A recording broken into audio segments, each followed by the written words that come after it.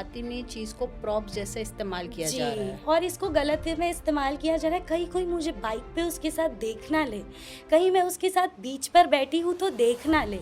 तो ये जो पर्दे का जो कॉन्सेप्ट है, ये बहुत गलत वे में इस्तेमाल हो रहा है हमारे मुआशरे में। सोसाइटी का एक प्रेशर होता है, जी, ठीक है, जो लोग नहीं कर पाते। सोसाइटी का ये भी एक प्रेशर आता है ना कि जब काउंसलिंग या थेरेपी लेते हैं तो लोग मजाक उड़ाते हैं। बहुत सारे सिंगल मदर्स होती हैं, विडो होती हैं, साथ साथ में बहुत सारे ऐसे हाउस वाइफ्स होती हैं, बहुत सारे स्टूडेंट्स भी, फीमेल स्टूडेंट्स भी अगर देखा जाए। एक रिसेंट एक सर्वे होता है, मेरी स्टूडेंट ने स्टेटस डाला था अबाउट इट कि लड़कियां हैं, इतना सब अवेयरनेस होने के इनको पढ़ने नहीं दिया जा रहा है, या उनको बहुत एक नॉमिनल कोर्स कराया जाता है, वहीं लड़कों को तरजीह दी जाती है कि नहीं उनको पढ़ाया जाए। फिर एक दूसरा भी एक पार्ट है कि लड़के पढ़ नहीं रहे हैं कम्युनिटी के, लड़कियां ही पढ़ रही है। तो ये एक स्टडी, तो इस पे आपका क्या टेक है? देखिए ये चीज़ है कि हमारे नबी के ज़माने में खदीजा रज़ी अल्लाह ताला अन्हु एक बिज़नेस वूमेन थे। सबसे पहले तो हमारे माशरे के लोगों को ये चीज़ समझना ज़रूरी है कि हम 1400 साल पुराने वक्त में नहीं जी रहे हैं, हमें उस लिहाज से अपनी ज़िंदगी को गुजारना है। लेकिन अगर आप देखेंगे तो खदीजा रज़ी अल्लाह ताला अन्हु एक बिज़नेस वूमेन थे। आयशा रज़ी अल्लाह ताला अन्हु एक बहुत अच्छे स्पीकर थे, वो सबको दीन की दावतें देते थे, हर चीज़ करते थे। तो ये माशरे में हमारे माँ बाप, ये स्पेशली ये पेरेंट्स, मैं अपने पेरेंट्स को देना चाहूँगी, पूरे माशरे के लोगों के पेरेंट्स को देना चाहूँगी कि बेटों पे तवज्जो दे, लेकिन ज़्यादा बेटियों पे तवज्जो दे फ़िलहाल वक्त, क्योंकि ज़माना बहुत ज़्यादा ख़राब है। बेटियों को पढ़ाना चाहिए, चाहे दुनियावी लिहाज से हो या दीन के लिहाज से हो। दीन के लिहाज से अगर आप बेटी को पढ़ा रहे हैं तो आपकी आखिरत तो संवर जाएगी, लेकिन दुनियावी लिहाज से इस दुनिया में जो हम जी रहे हैं, क्या सोसाइटी औरतों को आज भी जीने देती है? हम इतना आगे निकल चुके हैं, एआई का ज़माना आ चुका है, लेकिन स्टिल पीपल आर टॉन्टिंग, ये औरत ऐसी है, बच्ची को पढ़ाओ मत, पढ़ने मत दो, खराब हो जाएगी। कि अगर आप अपनी बेटी को भेज रही हो बाहर तो वो भाग जाएगी, वो लिपस्टिक लगा के जा रही है तो उसका किरदार अच्छा नहीं है, इतना मत पढ़ाओ, किचन में ही तो भेजना है एट दी एंड। मुसलमान इन्फ्लुएंस को देख के, इन्फ्लुएंसर्स को देख देख के गलत ट्रैक पर जा रहे हैं कि हिजाब इज़ नॉट नेसेसरी। वो मेरी चॉइस है, दिस इज़ माई चॉइस, सो हिजाब इज़ नॉट योर चॉइस, वो अल्लाह के तरफ से बोला गया है।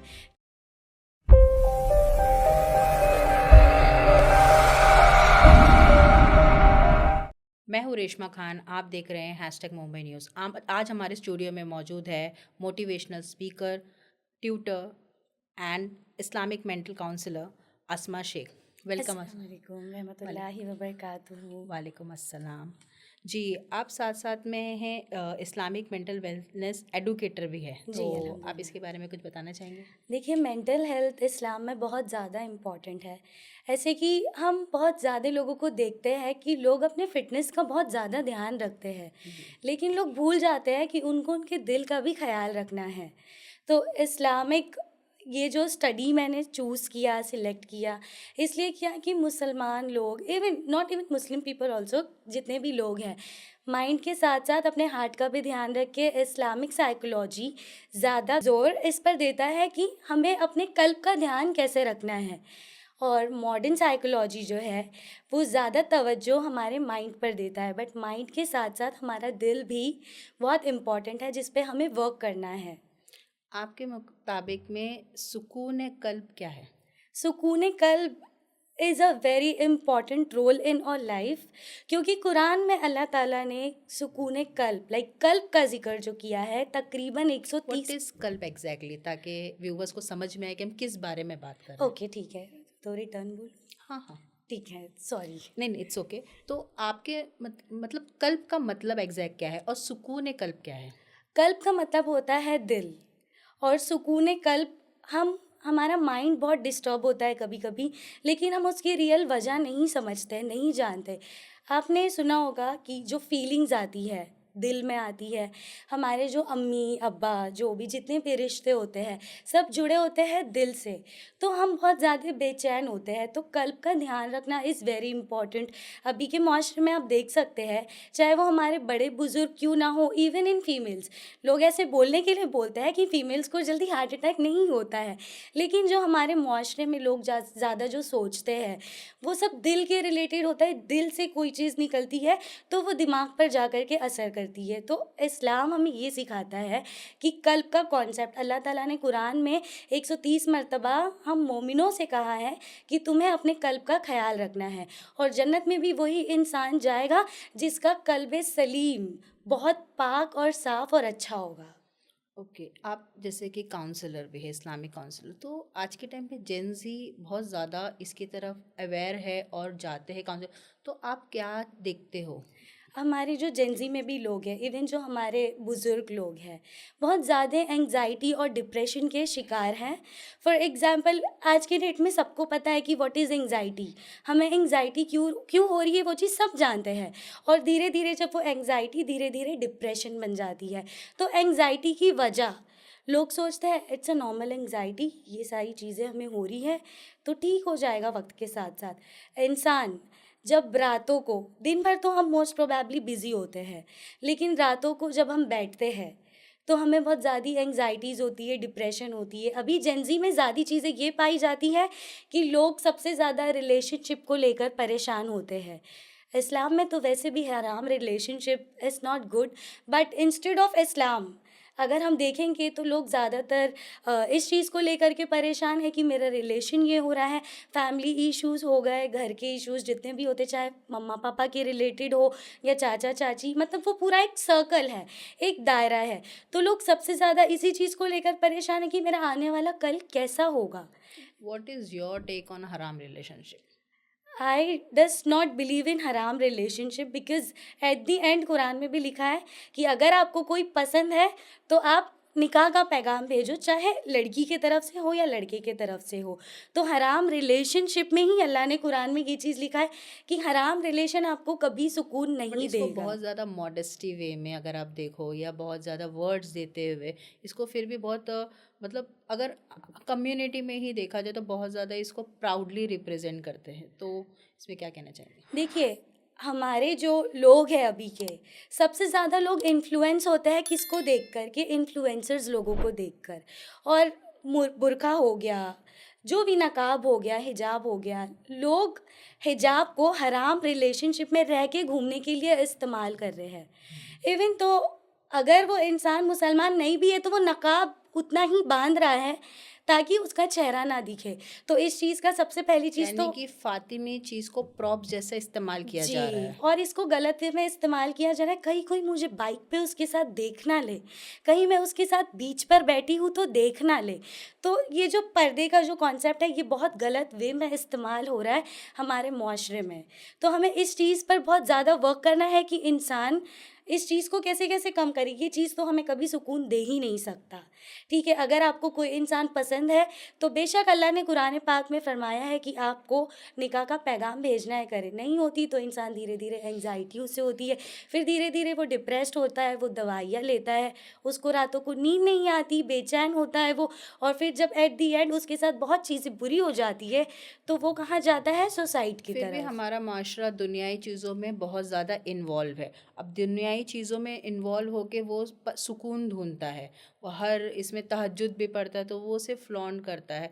तो लेकिन ठीक है, वो पढ़ रहा है, हम उस फैक्टर को देखेंगे, ना कि वो फ्लॉन्ट कर रहा है। या लोग बहुत ज़्यादा इसमें जैसे वीडियोस बनाते हैं ना अपनी इबादत का सब, इस पे दो डिवाइड, एक होता है कि कोई लोग उससे इंस्पायर हो रहा है, एक लोग उसको डिफेम करने आते हैं। तो यहाँ पे आप इस पे क्या बोलना चाहेंगे, देखिए, और क्या परमानेंट सुकून दे सकता है? दुनिया की चीज़ें परमानेंट सुकून कभी नहीं दे सकती है आपको, भले ही आपके पास लाखों दौलत हो, शोहरत हो, वो चीज़ आपको कभी सुकून दे ही नहीं सकती है, क्योंकि अल्लाह ने कुरान पाक में फरमाया है अला बिज़िक्रिल्लाहि तत्मइनुल कुलूब। बेशक दिल का जो सुकून है वो आपको अल्लाह की याद में ही मिलेगा। लेकिन हमारे मुआशरे में हम ज़्यादातर सुकून ढूंढते कहाँ हैं? दुनिया की चीज़ों में। चाहे वो आपको लग्जरी लाइफस्टाइल चाहिए हो, चाहे अगर आप दीन भी रिप्रेजेंट कर रहे हो, तो उसमें दो किस्म के होते हैं। क्योंकि हमारे जो लोग हैं, एक किस्म से इंसान हुक्का पी रहा है, क्लबिंग कर रहा है, और दूसरी तरफ से रात में वो ये चीज़ डाल रहा है कि तहज्जुद पढ़ो। चलो पढ़ो, वो इबादत जो रात की नमाज़ें होती है वो अल्लाह और आपके बीच में होती है। इफ़ अगर आपको एक यूनिटी कम्युनिटी को लेकर चलना है कि हाँ, मुझे अपने उम्मत के लोगों को दीन के करीब लेकर जाना है, उस लिहाज से अगर आप तहज्जुद के लिए लोगों को बोल भी रहे हो तो उसमें कोई गलत चीज़ नहीं है। लेकिन अगर लोग आपसे इन्फ्लुएंस हो रहे हैं, जैसे कि आप जैसे कि हमारे influence, I am not targeting anyone, but हमारे उम्मत में ये चीज़ बहुत आम हो चुकी है और बहुत ज़्यादा मुस्लिम क्रिएटर्स इन्फ्लुएंसर्स माशाल्लाह बहुत ज़्यादा पाए जाते हैं। तो उनको देखकर हमारे उम्मत के लोग वो हर गलत काम करते हैं। सबसे पहली चीज़ तो हराम रिलेशनशिप वो लोग प्रमोट करते हैं। अगर उन्हें किसी से मोहब्बत है तो कम से कम 2 से 3 साल लगभग पकड़ के ही हम चलेंगे, रहते हैं, फिर मंगनी होती है, फिर शादी होती है। तो इससे लोगों को क्या मैसेज जा रहा है कि आप हराम रिलेशनशिप में खुला रह सकते हो। बहुत ज़्यादा व्लॉगिंग शुरू हो चुकी है, हर घर के लोग इंस्पायर होके व्लॉगिंग करें, उनकी डेली लाइफ सुबह उठने से लेके रात तक सोशल मीडिया पे है। इस पे आपका क्या कहना है? देखिए, मनी इज़ वेरी इम्पॉर्टेंट, लेकिन दीन इज़ ऑल्सो वेरी इम्पॉर्टेंट। अल्लाह ताला ने ये चीज़ हमें बताया है कि आने वाला कल जो क़यामत आएगा, हर चीज़ आएगा, उसमें फ़ितने बहुत फैलेंगे। सबसे पहली चीज़, जो व्लॉगर्स होते हैं उन्हें व्लॉगिंग करना है, मैं खिलाफ नहीं हूँ उसके, लेकिन अपनी औरतों को पर्दा में रख के दीनी चीज़ें करें, जिससे लोगों को अच्छी चीज़ पता चले। लोग एनिवर्सरीज़ बना रहे हैं, बर्थडेज़ बना रहे हैं, न्यू ईयर सेलिब्रेट्स करें, जिससे इस्लाम का कोई ताल्लुक़ नहीं है। वो सारी चीज़ों से लोग बहुत ज़्यादा इन्फ्लुएंस होके गलत रास्ते पर, गलत चीज़ों पर जा रहे हैं, जो कि और अल्लाह ताला ने अभी हम मॉडर्न लोगों को देखें, जैसे मुसलमानों में भी लोग बहुत ज़्यादा इस चीज़ को बोलते हैं कि अरे पुराना 1400 साल पहले जो हो चुका, अभी वो चीज़ हम कैसे रह सकते। आई एग्री, बहुत ज़्यादा मुश्किल लगता है किसी किसी को, लेकिन आप व्लॉगिंग कर रहे हो तो अल्लाह ने कुरान में ये चीज़ भी फरमाया है कि वो मर्द जन्नत में कभी नहीं जाएगा जो दय्यातूत होगा। इसका मतलब जो आदमी अपनी घर की औरतों की नुमाइश करेगा, वो आदमी जन्नत में कभी नहीं जाएगा। आप अपनी घर की औरतों की नुमाइश कर रहे हो, जो जिनके बाल खुले हैं, जो नाच रहे हैं, जो प्रेग्नेंट होकर भी दुनिया को बता रहे हैं this is my first month. ये सारी चीज़ों का अल्लाह ने पर्दा रखा है, जो हम कहीं न कहीं पर्दा भूल चुके हैं। तो इट इज़ वेरी इंपॉर्टेंट कि हमारे माशरे के लोग ये चीज़ समझें। और ये जो व्लॉगिंग से एक और चीज़ मैं आपको बताना चाहूँगी कि रसूल सल्लल्लाहु अलैहि वसल्लम ने सहीह बुखारी की हदीस में ये चीज़ है कि आने वाले वक्त में जितनी भी डेथ होगी, जितने लोगों का भी इंतकाल होगा, आधे से ज़्यादा डेथ नज़र की वजह से होगी। ये चीज़ पे आप बिलीव रखते हैं कि नहीं कि नज़र होता है? नज़र होती है, लोग नहीं मानते हैं। लोग सोचते हैं नहीं मैं ये पढ़ लूँगी, वो पढ़ लूँगी। लोग अगर आपको देख के बोल रहे वाह आप कैसे दिख रहे हो, तो भी आपको नज़र हो जाती है। नज़र बहुत बुरा है। क़यामत आने तक सल्लल्लाहु अलैहि वसल्लम ने बोले कि मेरे उम्मत की आधे से ज़्यादा मौत नज़र हसद की वजह से होगी, और उसमें से आधी चीज़ें ब्लैक मैजिक भी है, लेकिन सबसे ऊँचा चीज़ जो बताया है वो है नज़र। हसद, हसद इंसान को खा जाती है, कब्र तक सुला देती है।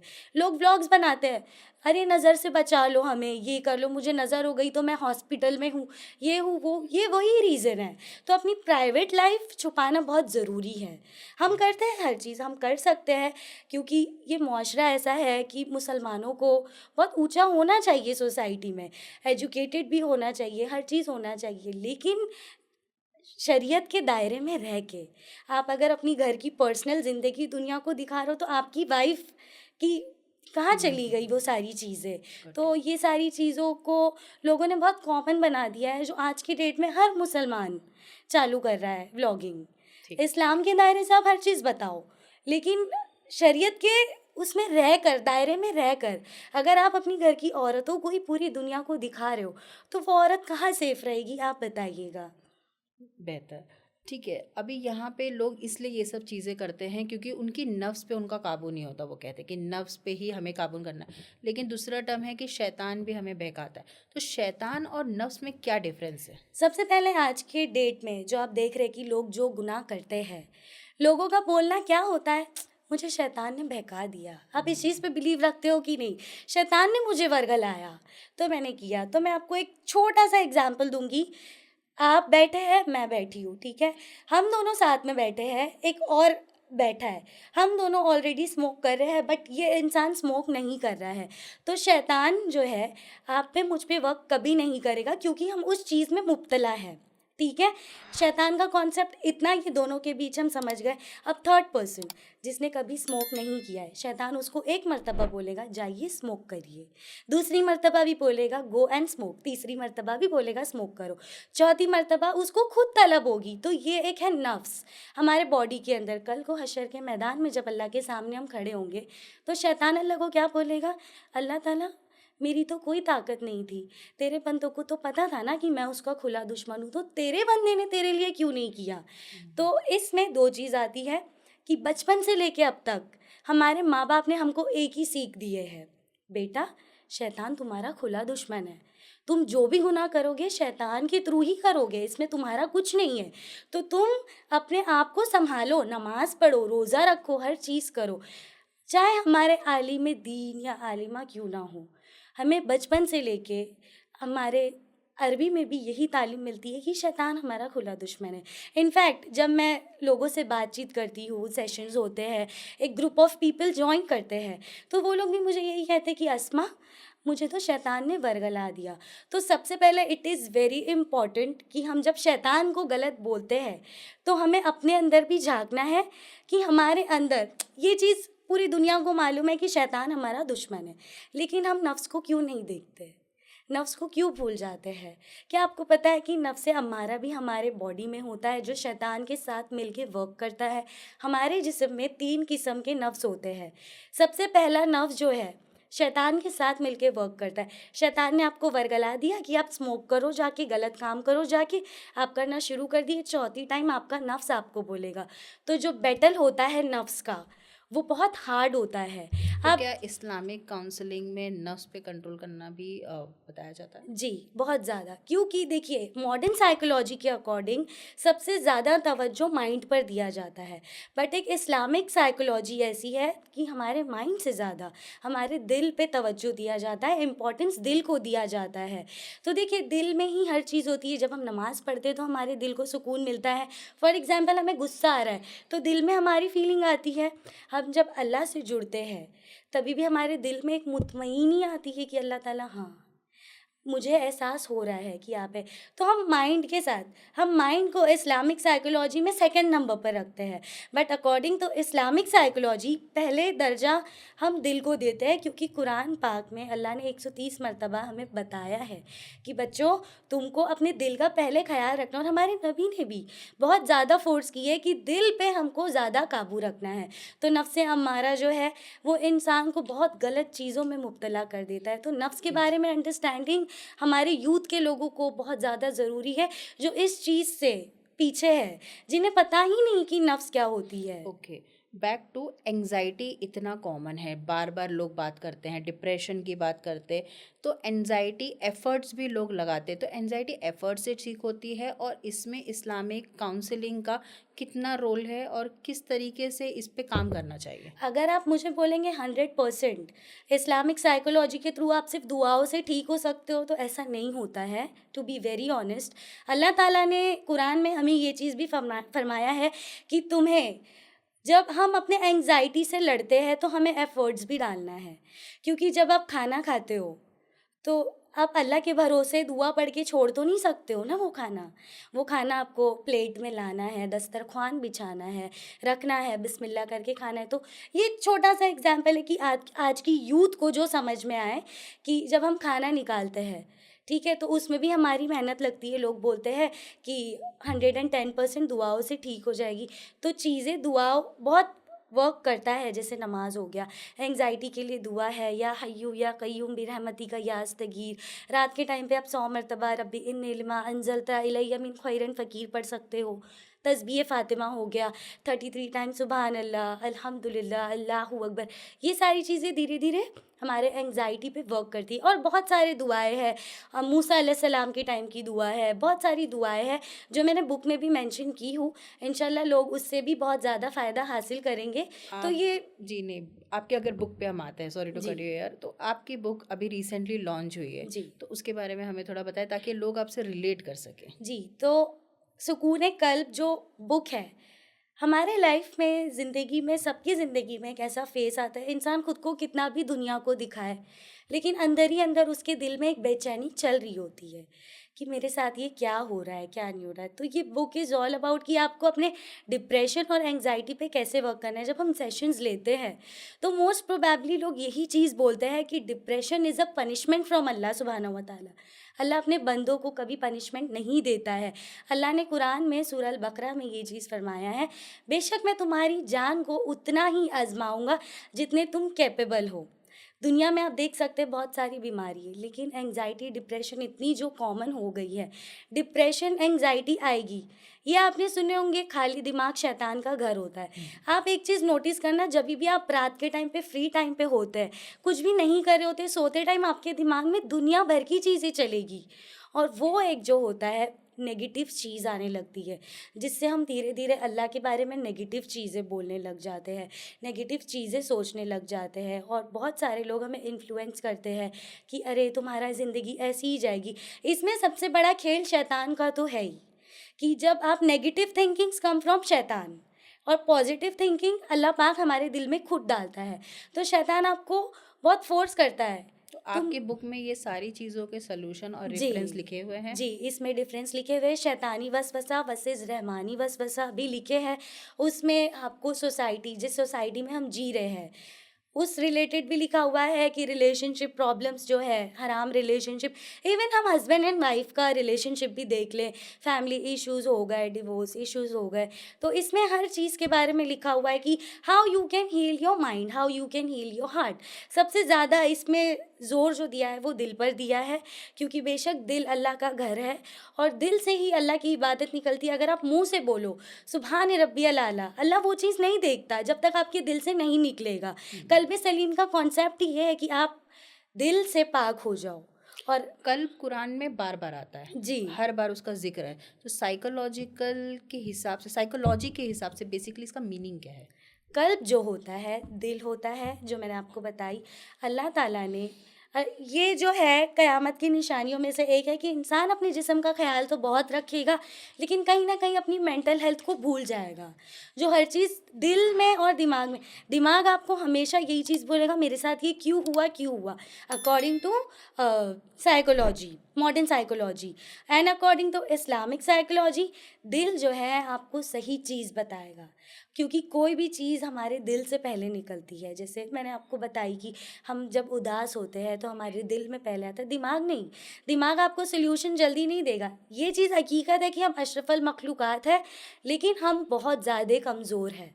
कुरान में अल्लाह ने काउंसलिंग और साइकोलॉजी में अभी बहुत ज़्यादा कॉमन हुआ हिप्नोटाइजिंग हाँ या हिप्नो हिप्नोटाइज उसको क्या करना वर्ड बोलते बोलते हैं? नहीं हैं। नहीं, उसको वर्ड है ना कुछ, हिप्नोटाइज, जैसे कि हिप्नोटाइजिंग एक बहुत ज़्यादा लोग उसके शॉर्ट कोर्सेज भी कर रहे हैं। मुस्लिम आप टैरो कार्ड की बात कर रहे नो नो हैं? नॉट टेरिकॉर्ड, नॉट टेरिकॉर्ड, हिप्नोटिज्म जो है, हिप्नोटिज्म हिप्नोटिज्म। हिप्नोटिज्म भी इसमें एक आता है ना, तो उस पर हम बात करेंगे। बहुत ज़्यादा कॉमन अभी देखा जा रहा है हिप्नोटिज्म को, हिप्नोटिक थेरेपी होती है, थेरेपी में देखिए, बट ये हराम है जी जी। तो लेकिन फिर भी बहुत सारे इस्लामिक मुस्लिम भी साइकोलॉजिक काउंसलर्स या जो भी है, इनको उसको अडेप्ट करते हैं। तो इस पे आपका क्या टेक है? सबसे पहली बात, हिप्नोटाइजेशन इस्लाम के बहुत खिलाफ है, क्योंकि जब इंसान हिप्नोटाइज होता है, इंसान के दिल में जो छुपी हुई बात होती है, जो उसे कभी नहीं बोलना चाहिए किसी के सामने, वो सारी चीज़ें भी उगल देता है, जो कि इस्लाम इसके खिलाफ है। और इसमें एक काइंड ऑफ मैजिक से भी रिलेट होता है, ये शिर्क है। किसी को इतना हक नहीं है, किसी को अल्लाह ने इजाज़त नहीं दिया कि आप सामने वाले के इजाज़त के बगैर वो सारी चीज़ें करें। तो इसके खिलाफ मैंने कुछ जैसे कि मुस्लिम काउंसलर्स ही थे, मैंने उनके लाइक क्लिनिक पे उनमें देखा कि वो लिखे थे, एक नहीं दो नहीं, काफ़ी, क्योंकि being a social worker sometime even I suffer from anxiety, तो I do visit, I had take, I am proudly saying कि I had taken sessions. So लेकिन वहाँ पे जब मैंने वो टर्म देखा तो दिस एक क्वेश्चन अराइज होता है ना माइंड में कि अगर ये हराम है तो इसको क्यों इतने तरीके फ्लॉन्ट किया जा रहा है? क्योंकि बहुत सारे ऐसे लोग होते हैं जो जब थेरेपी लेने आते हैं तो उनको ऐसा होता है कि मुझे कुछ नहीं समझ आ रहा, मैं अब सुसाइड कर लूँगी। तो बहुत सारी चीज़ें जो उनके दिल में होती है वो सारी बातें वो निकालते हैं, तो उसका फिर सोल्यूशन ढूंढते हैं। लेकिन according to Islam if you will see, तो इस्लाम की ये चीज़ें सख्त खिलाफ है। बट यही हम्म। चीज़ हो जाती है, हमें एंग्जाइटी इसलिए भी ज़्यादा होती है कि हमारा आने वाला कल कैसा होगा। तो जब ये चीज़ लोग पढ़ाई करते हैं, वही मैं बोल रही हूँ, इंसान के पास कितना भी पैसा हो, उसे कम लगता है तो वो ये सब चीज़ों में अपना वक्त देता है। मैं किसी को जज नहीं कर सकती, लेकिन इस्लाम के अगर खिलाफ है तो चंद पैसों के लिए हमें हमारी आखिरत बर्बाद नहीं करना चाहिए। हम्म। और बहुत सारे ऐसे होते हैं ना कि लाइक अभी भी इतने अवेयरनेस के बाद भी, इतने मेंटल हेल्थ टॉक्स के बाद होते ही हैं, मेंटल हेल्थ पे बात करते हैं, बड़े बड़े एम्बेसडर्स भी है इसमें, लेकिन फिर भी कहीं ना कहीं लोग जाने से कतराते घबराते हैं। टीचर्स है वो स्ट्रेस से गुजर रहे हैं, डॉक्टर स्ट्रेस से तो गुजरते ही है, साथ साथ में बहुत सारे स्टूडेंट्स है, हाउस वाइफ्स है, सोशल वर्कर है, एक्टिविस्ट है, ये सारे ही सारे कहीं ना कहीं एंग्जाइटी डिप्रेशन के शिकार होते हैं। तो आप इस मीडियम से क्या मैसेज देना चाहेंगे उनको? सबसे पहली बात, ये बात हकीकत है कि लोग डरते हैं कि अगर मैं थेरेपिस्ट के पास जा रही हूँ हम्म। तो लोग मुझे पागल बोलेंगे। ये आप कॉमन लोगों में सुनते रहोगे, पागल हो गई हो आप जो थेरेपी के पास जा रहे हो। देखिए, ज़रूरी नहीं है अगर आप थेरेपिस्ट के पास जा रहे हो तो आपको कुछ मेंटल बहुत ज़्यादा ही बड़ा प्रॉब्लम है। इंसान को होती है बेचैनियाँ। लोग ज़्यादा सेशंस क्यों लेते हैं? क्योंकि लोगों को सुनने के लिए कोई नहीं होता है। हमारे मुआशरे में अगर आप देखो तो कोई किसी का बेसिकली नहीं है, कोई किसी का दर्द नहीं सुनना चाहता। मैं थेरेपी के खिलाफ नहीं हूँ, therapy is very good for us, for our health, और थेरेपी लेना चाहिए। लेकिन हम जो थेरेपी जो लेते हैं, मोस्ट प्रोबेबली लोग इसलिए जाते हैं क्योंकि मुझे सुनने को कोई नहीं है, मैं किससे अपनी तकलीफ़ बताऊँ। थेरेपी एक ऐसी चीज़ है, जब हम काउंसलर से बात करते हैं तो वो हमें सुनते हैं गौर से, हमारी तकलीफ़ों को समझते हैं, वो हमें जज नहीं करते। अगर हम सोचें कि हम अपनी अम्मी अब्बा से बात करें इस बारे में, या कोई दोस्त हो गया, कोई सहेली हो गई, तो वो तो मेरा मजाक उड़ाएगा। तो काउंसलर्स आर द बेस्ट। क्योंकि सोसाइटी का एक प्रेशर होता है, जी, ठीक है, जो लोग नहीं कर पाते। सोसाइटी का ये भी एक प्रेशर आता है ना कि जब काउंसलिंग या थेरेपी लेते हैं तो लोग मजाक उड़ाते हैं। बहुत सारे सिंगल मदर्स होती हैं, विडो होती हैं, साथ साथ में बहुत सारे ऐसे हाउस वाइफ्स होती हैं, बहुत सारे स्टूडेंट्स भी, फीमेल स्टूडेंट्स भी अगर देखा जाए। एक रिसेंटली एक सर्वे होता है, मेरी स्टूडेंट ने स्टेटस डाला था अबाउट इट कि लड़कियां हैं, इतना सब अवेयरनेस होने के उनको पढ़ने नहीं दिया जा रहा है, या उनको बहुत एक नॉमिनल कोर्स कराया जाता है, वहीं लड़कों को तरजीह दी जाती है कि नहीं उनको पढ़ाया जाए। फिर एक दूसरा भी एक पार्ट है कि लड़के पढ़ नहीं रहे हैं कम्युनिटी के, लड़कियां ही पढ़ रही है। तो ये एक स्टडी, तो इस पे आपका क्या टेक है? देखिए, ये चीज़ है कि हमारे नबी के ज़माने में खदीजा रज़ी अल्लाह ताला अन्हु एक बिज़नेस वूमेन थे। सबसे पहले तो हमारे माशरे के लोगों को ये चीज़ समझना ज़रूरी है कि हम 1400 साल पुराने वक्त में नहीं जी रहे हैं, हमें उस लिहाज से अपनी ज़िंदगी को गुजारना है। लेकिन अगर आप देखेंगे तो खदीजा रज़ी अल्लाह ताला अन्हु एक बिज़नेस वूमेन थे। आयशा रज़ी अल्लाह ताला अन्हु एक बहुत अच्छे स्पीकर थे, वो सबको दीन की दावतें देते थे, हर चीज़ करते थे। तो ये माशरे में हमारे माँ बाप, ये स्पेशली ये पेरेंट्स, मैं अपने पेरेंट्स को देना चाहूँगी, पूरे माशरे के लोगों के पेरेंट्स को देना चाहूँगी कि बेटों पे तवज्जो दे, लेकिन ज़्यादा बेटियों पे तवज्जो दे फ़िलहाल वक्त, क्योंकि ज़माना बहुत ज़्यादा ख़राब है। बेटियों को पढ़ाना चाहिए, चाहे दुनियावी लिहाज से हो या दीन के लिहाज से हो। दीन के लिहाज से अगर आप बेटी को पढ़ा रहे हैं तो आपकी आखिरत तो संवर जाएगी, लेकिन दुनियावी लिहाज से इस दुनिया में जो हम जी रहे हैं, क्या सोसाइटी औरतों को आज भी जीने देती है? हम इतना आगे निकल चुके हैं, एआई का ज़माना आ चुका है, लेकिन स्टिल पीपल आर टॉन्टिंग, ये औरत ऐसी है, बच्ची को पढ़ाओ मत, पढ़ने मत दो, खराब हो जाएगी। तो माँ बाप का फ़र्ज़ है कि वो अपनी औलाद के साथ ऐसा रिलेशन बनाए कि वो माँ बाप को हर चीज़ आकर बोले कि अम्मी मैं जा रही हूँ कॉलेज में, ये चीज़ हो रही है। मोस्ट प्रोबेबली लोगों के दिमाग में यही चीज़ भरी होती है कि अगर आप अपनी बेटी को भेज रही हो बाहर तो वो भाग जाएगी, वो लिपस्टिक लगा के जा रही है तो उसका किरदार अच्छा नहीं है, इतना मत पढ़ाओ, किचन में ही तो भेजना है at the and.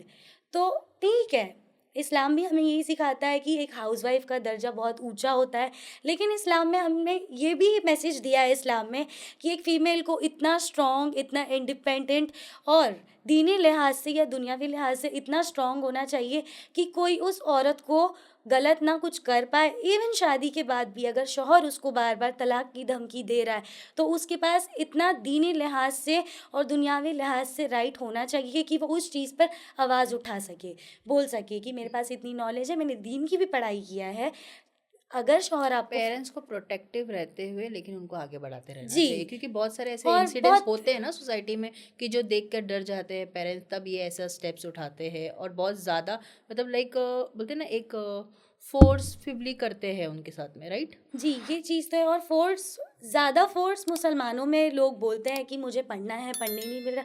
Kind of हमारे माँ बाप भी गलत नहीं होते हैं, क्योंकि उन्होंने ऐसी ऐसी चीज़ें देखी होती है। लेकिन मैं यही मैसेज सबको देना चाहूँगी कि अपनी बेटियों को पढ़ाओ। हम परेशान होते हैं कि मेरा बेटा पढ़ ले, लेकिन वो पढ़ता नहीं है। तो माँ बाप क्या बोल के छोड़ देते हैं कि बेटा है, कमाएगा, कहीं से भी हाथ पैर मार के ले आएगा। लेकिन जो मुआशरे में जो अभी चल रहा है माशाल्लाह से, जैसे कि आप लोगों को पता है कि क्या क्या हाल दुनिया का चल रहा है, क्या क्या चीज़ें हो रही है, तो मुझे ऐसा लगता है कि हमारे माँ बाप को तवज्जो देना चाहिए इस चीज़ पे भी कि बेटियों को तो आगे पढ़ाओ, पर बेटों को भी बोलो इट्स ओके, अगर आपको कोई बिजनेस करना है आप करो, लेकिन पढ़ाई भी करो। बेसिक एजुकेशन अगर तो आप अगर आज के डेट में मैं बोलूँ ग्रेजुएशन की भी कोई वैल्यू नहीं है, लेकिन अगर आप अपने बच्चों को पढ़ाओगे तो उसको लॉस पता रहेंगे। He can read the paper, कोई भी आके ऐसे ही कोई सा भी लीगली एक्शन नहीं ले सकता, वो इंसान पढ़ सकता है। आप कोई भी बिजनेस करो, मनी इज़ इम्पॉर्टेंट। माँ बाप का भी यही कहना है कि मेरा औलाद है, कैसा भी हाथ पैर मार के कमा लेगा, लेकिन ये चीज़ मुझे गलत लगती है। हमें ज़्यादा अपने मुसलमान बच्चों को एडुकेट करना चाहिए, चाहे लड़की हो या लड़का हो, दुनियावी लिहाज से भी, दीन के लिहाज से भी। ओके। अभी बहुत ज़्यादा ट्रेंडिंग में चला है cupping. There are multiple sorry. Cupping, cupping जी हिजामा हाँ, cupping, dry cupping, wet cupping, फिर उसके हिजामा। तो इस पे आप क्या बोलना चाहेंगे? देखिए अभी हर जगह कपिंग सेशंस होते हैं, लेकिन इस्लाम में अगर तिब सल्लल्लाहु अलैहि वसल्लम की बताई हुई मेडिसिन्स होती है, तो तिब का एक हिस्सा हिजामा है। इतना बड़ा पूरा है, लेकिन उसका इतना हिस्सा हिजामा है जो एंग्जाइटी डिप्रेशन को दूर करता है। हिजामा मतलब सही। हिजामा एंजाइटी डिप्रेशन पे भी काम करता है? जी, ओके।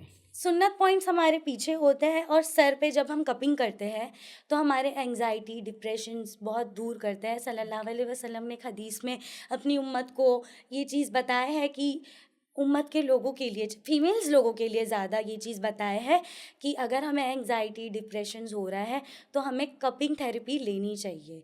और ओके। कपिंग करने का भी सुन्नती तरीका, ये नहीं कि किसी के पास से भी जाके कर लो। मैं बहुत अप्रिशिएट करती हूँ कि लोग इस चीज़ को सीखते हैं, समझते हैं, लेकिन कपिंग एक ऐसा थेरेपी है जो जिससे हमारा ब्लैक मैजिक भी उभरता है, हमारा एंग्जाइटी डिप्रेशंस भी दूर होता है। कपिंग 50% रोल प्ले करता है इस्लामिक साइकोलॉजी में। अगर आप देखो तो cupping is best for depression and anxiety. अभी ऐसा है कि हमें हमें बोलते हैं ना, हम भूल चुके हैं और हमें याद रखना है कि इज्जत सिर्फ तालियों में नहीं है, अप्रिसिएशन में। लोग ज़्यादातर कुछ भी काम करते हैं तो सोशल मीडिया पे डालते हैं, सोचते हैं लोग अप्रिशिएट करें, फिर वो सके यानी अप्रिसिएशन के लिए काम करते हैं, तालियों में अपना लेवल ढूंढते हैं। तो इसमें दुनिया की ताली, और हम मतलब ना होश में ही नहीं है, अपना आखिरत का भी नहीं सोच रहे हैं और उस पर गलत किए जा रहे हैं। तो इस पर आपका क्या टिक है? यही एक वजह है कि लोग ज़्यादा एंग्जाइटी में रहते कि मेरा नाम बने। मैं थोड़ा भी अच्छा काम कर रहा हूँ या कर रही हूँ तो लोग मुझे अप्रिशिएट क्यों नहीं करें। लोग भूल चुके हैं अल्लाह ताला को, कहीं ना कहीं ये चीज़ आप मानते हैं। लोग ये सोचते ही नहीं है कि हमको मरना है कभी। हम ये चीज़ नहीं सोचते, कभी ना कभी हम भी एक ह्यूमन बीइंग है, हम भी कहीं ना कहीं भूल जाते हैं कि हमको मरना है, अल्लाह ताला को मुंह दिखाना है। तो हम जो नेक काम करते हैं, जैसे कि आप रमज़ान में देख लो, मैं सोशल मीडिया पे आपको पता है एक्टिव बहुत ज़्यादा रहती हूँ, तो मैंने लोग आपका एक पेज भी है दीन टीचिंग, जी उस पे तो भी मैंने आपके काफ़ी मतलब कोट्स ऐसे देखे हैं जिससे और लोग उसे बहुत ज़्यादा फॉलो करते हैं, और आपका एक चैनल भी है उस पे। जी यूट्यूब पर एक है चैनल दीन टीचिंग्स करके, तो उसमें मैं बेसिक नॉलेज भी लोगों को बताती हूँ और एडवांस नॉलेज भी सिखाती हूँ। तो वही काम से धीरे धीरे जब मुझे लोगों से मिलना जुलना हुआ, पता चला, तो मुझे ये बुक लिखने का एक ही मकसद था कि हमारे मुस्लिम उम्मत बहुत ज़्यादा डिप्रेशन एंग्जाइटी में है। और ये बात हकीकत है कि हमें ये चीज़ पता है कि सुसाइड करना हराम है, लेकिन फिर भी because of anxiety and depression we are doing suicide. हमारे मुसलमानों में भी लोग सुसाइड कर रहे हैं और शैतान जीत जा रहा है। इसीलिए नफ्स के बारे में भी पता होना बहुत ज़रूरी है। जैसे कि मैंने बताई तो 3 किस्म के नफ्स होते जी हैं। जी। नफ्स अम्मारा, नफ्स लव्वामा, नफ्स मुतमइन्ना। जो नफ्स अम्मारा है, शैतान के साथ मिलके वर्क करता है। जब जो लोग सुसाइड करते हैं तो शैतान जी जी। जीत गया। हम्म। शैतान तो चाहता ही हम जहन्नम में जाए ना, तो हमें ये चीज़ याद होती है, लेकिन वो हमें अपने अंदर सेल्फ डाउट लाता है। आप सुने होंगे कि बहुत सारे लोग, जब मैं सेशंस लेना शुरू की धीरे धीरे, तो लोग मुझे बोलने लगे, अस्मा आपका दीन टीचिंग्स पेज है और आप लोगों को बोल रहे हो कि सेल्फ लव करना शुरू करो। सेल्फ लव करने से तकब्बुर पैदा हो जाता है, लोग मुझे बोल रहे। वैसा कुछ नहीं है। सेल्फ लव करना ईमान का एक हिस्सा है। तकब्बुर गलत लिहाज से जब आप जा रहे हो, आप खुद को ऊंचा समझ रहे हो कि तुम तो नीचा हो, मैं ऊंचा हूँ, लोगों को नीचा दिखा रहे हो, एकदम डाउन दिखा रहे हो, वो गलत है। Self love is very important in Islam. Allah ने हमें, जैसे कि हम वज़ू करते हैं 5 वक्त, वो भी एक सेल्फ केयर हो जाती है। वज़ू के कितने सारे फ़वाइद हैं। नहाना धोना हो गया, लोग बोलते हैं कि खुद को एकदम एटीट्यूड में रखते हैं सेल्फ लव करके, एकदम अलग ही समझते हैं। तो ये चीज़ तो बहुत गलत है। अल्लाह ने अपने बंदों को तो बोला बेसिकली है। अवेयरनेस नहीं है कि उनको लाइन ड्रॉ करना नहीं पता जी है कि कहाँ तक करना है और किस तरीके से इसको रिप्रेजेंट करना है, जी। राइट? और हमारे माशरे में काइंडनेस भी बहुत ख़त्म हो चुकी है। जैसे कि माशाल्लाह से मैं आप लोगों का वर्क देखती हूँ, अल्लाह आप लोगों को बहुत ज़्यादा तरक्की दे। आमीन। आप बहुत अच्छा काम कर रहे हैं और मैं बहुत खुश हूँ, और इंशाल्लाह इंशाल्लाह बहुत ऊंचा जाएंगे। तो आप देखते हैं कि इंशाल्लाह। लोगों में काइंडनेस नहीं है। जी। जब आप घूमते हैं लोगों में देखते, बिल्कुल भी नहीं है। तो काइंडनेस एंड सेल्फ लव, अव्वल नंबर पे सेल्फ लव आता है, उसके बाद काइंडनेस आता है। If you are a kind, अगर आपका दिल मोम की तरह नरम है, तो it means you are a जन्नती पर्सन। और आप लोगों को समझा रहे हो। समझो, हम देखते हैं चाहे मुसलमान हो या कोई भी हो, लोग मार देते हैं, हाथ उठाते हैं, लोगों को गलत बोलते हैं, नीचा दिखाते हैं। ये चीज़ बहुत गलत है। हमें शराफत और हयादारी का सबक दिया गया था, लेकिन आज वही उम्मत अपनी पहचान को खुद खो रही है। तो इस पे आप क्या कहना चाहेंगे? हया के बारे में भी कहा गया है, इस्लाम भी इस पे बहुत ज़्यादा तवज्जो देता है। जैसे कि आपने मुझे बोले थे कि लोग व्लॉगिंग करते हैं, लोग उन लोगों को देख के धीरे धीरे जो पर्दा शुरू करें, आपने देखे रहेंगे सोशल मीडिया पर जी। बहुत सारे इस्लामिक इन्फ्लुएंसर्स हैं जो बहुत नकाब करते हैं, हिजाब करते हैं। धीरे धीरे उन्होंने वो सारी चीज़ें छोड़ दिए हैं। अब थोड़े दिन पहले की बात है, उनका नाम तो मुझे नहीं पता। तो वो बहुत, उनको देख के कहीं ना कहीं मैं बहुत ज़्यादा इंस्पायर थी। तो इस्लाम में आधी से ज़्यादा औरतों को अगर आप देखें, तो पैसों के चक्कर में अपना हिजाब बुर्का उतार देते हैं, जबकि लोग यहाँ पे कहते हैं। दो चीज़ है, बहुत सारे लोग हिजाब करके अर्न कर रहे हैं, they have transform their life, और बहुत सारे लोग हैं कि मॉडेस्टी मॉडेस्टी के चक्कर में अपने हिजाब को एक अलग तरीके से लेने लगे हैं, राइट? तो एक सेशन हुआ था मेरा, वो मुझे बोलते हैं कि मैं जिम से घर आ रही थी और मेरा हिजाब खींच के मुझे बीच सड़क पे मारा गया था, इसलिए मैंने हिजाब छोड़ दी। और मैंने सोशल मीडिया पर ऐसा, उनके कुछ 1.3 फॉलोवर्स हैं, तो वो मुझे बोले कि Asma, this scene has happened with me, so I have left the hijab because I don't trust in Allah सुबहाना व ताला। मैं बहुत ज़्यादा डिप्रेस्ड थी, I was in depression, but Allah has not help me. जब आप एक इस्लामिक इन्फ्लुएंसर हो, तो आपको देख के लोग इन्फ्लुएंस होते हैं, राइट? अभी जो सोशल मीडिया पे आप देखते हैं व्लॉगिंग जो करते हैं, मैं किसी को टारगेट नहीं कर रही हूँ, बट फैमिली व्लॉगिंग के बारे में जैसे आपने मुझे बोले, क्या उसमें पर्दा है? सिर्फ कोलैबोरेशन के लिए पर्दा रह गया है।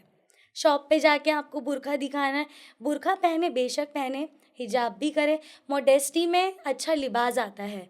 ये लोगों ने स्ट्रिक्टली बोला है कि सिर्फ ब्लैक पहनना है आपको, नहीं। What is the meaning of modesty? Modesty का मतलब ही यही होता है कि आपका लिबास ऐसा हो कि जब आप चलो, लोग आपको देखें तो बोले मुझे इनकी तरह बनना है। अगर हम ही लोगों को इन्फ्लुएंस कर रहे हैं कि मैंने हिजाब की, मैं डिप्रेशन में थी, मैं वही बोली ना, depression is not a punishment, ये अल्लाह की तरफ से एक नेमत है। अल्लाह ने कुरान में ये भी फरमाया है कि हम तुम्हें आजमाएंगे, भूख प्यास हर चीज़ से, परेशानियों से, हर चीज़ों से। हमारे नबियों की ज़िंदगी को हम देखें, अगर हम नबी की बेटी की लाइफ को देखें, तो उनका भी हिजाब खींच के उतार कर बहुत गलत चीज़, उनको मारा गया था, उनकी बेटियों को, उन्होंने तो कभी पर्दा नहीं छोड़े। तो ये है कि इस्लाम में लोग एक इतने काइंड ऑफ पीपल मुसलमान इन्फ्लुएंसर्स को देख देख के गलत ट्रैक पर जा रहे हैं कि हिजाब इज़ नॉट नेसेसरी। वो मेरी चॉइस है, दिस इज़ माई चॉइस, सो हिजाब इज़ नॉट योर चॉइस, वो अल्लाह के तरफ से बोला गया है। ठीक है, if you are not wearing no space that's fine, but हिजाब, चादर लेकर निकलो। चादर जब आप ओढ़ते हो, अपनी मोमिन औरतों से कह दो कि चादर लेकर घर से निकले, नरम लहजे में मर्दों से बात ना करे। तो इसका मतलब ये तो नहीं होता ना कि एकदम आपको कैद किया गया है, आपके हाथ आपके पैर खुले रह सकते हैं। लोग आपको देख के बोलना चाहिए कि दिस इज़ द गर्ल, मुझे इनकी तरह बनना है। क्योंकि हम कुरान को भूल चुके हैं अपनी ज़िंदगी में, हम सिर्फ रमज़ान के मुसलमान बन चुके हैं, चाहे वो औरत हो या मर्द हो। आप 5 वक्त नमाज भी पढ़ते हो रोज़े में, जैसे रमज़ान ख़त्म, कुरान 90% लोगों ने नहीं खोला है, जबकि अल्लाह ताला ने बोला है if you are facing anxiety, depression, तो एटलीस्ट एक page it is very important to open the Quran and understand the meaning of that. ये चीज़ मानते हैं, ये चीज़ मैं बहुत ज़्यादा जब सेशन ली हूँ तो मुझे बहुत ताजुब हुआ कि लोग नेगेटिव वे में, ठीक है मुआशरा हिजाब को गलत बता रही है, लेकिन as a Muslim if you are telling this कि ऐसी चीज़ें, तो इससे लोग इन्फ्लुएंस होंगे। जी, ठीक है। बहुत अच्छा लगा आपसे बात करके और बहुत अच्छे से आपने कल्ब के मतलब को और बाकी दीनी चीज़ों को समझाया। आप #मुंबई न्यूज़ के मीडियम से आप क्या मैसेज देना चाहेंगे? बहुत ज़्यादा माशाल्लाह अच्छा काम कर रहे हैं। मुझे बहुत खुशी होती है देखकर, और रेशमा जी को देखकर मुझे ऐसा होता है कि मुझे बहुत ज़्यादा एनजीओज़ में काम करने हैं, क्योंकि I used to do work in NGOs also, but मुझे ऐसा लगता है कि अल्लाह ताला मुझे और ताकत दे कि मैं इन लोगों की तरह अच्छी चीज़ों को फैलाऊँ, सच्ची चीज़ों को, क्योंकि आज के डेट में झूठी चीज़ें बहुत जल्दी फैल जाती है। तो this is a great work for Islam also कि सही चीज़ें हम लोगों तक पहुँचा रहे हैं। थैंक यू सो मच अस्मा जी। अल्लाह करे बस मुझसे भी अल्लाह बहुत अच्छे काम ले, आप लोग दुआ अल्लाहुम्मा करें आमीन। बस। आमीन सुम्मा। और ये थी आसमा जी आज हमारे साथ में, बहुत अच्छा लगा इनसे बात करके। इसी के साथ हम चाहते हैं कि आप कमेंट डाउन करें कि नेक्स्ट टॉपिक या आप कौन सा ऐसे माशरे की चीज़ है जिसे आप चाहते हैं हमारा चैनल उस पर फोकस करे, और आप किसे इसमें देखना चाहते हैं। तो डू कमेंट एंड सब्सक्राइब।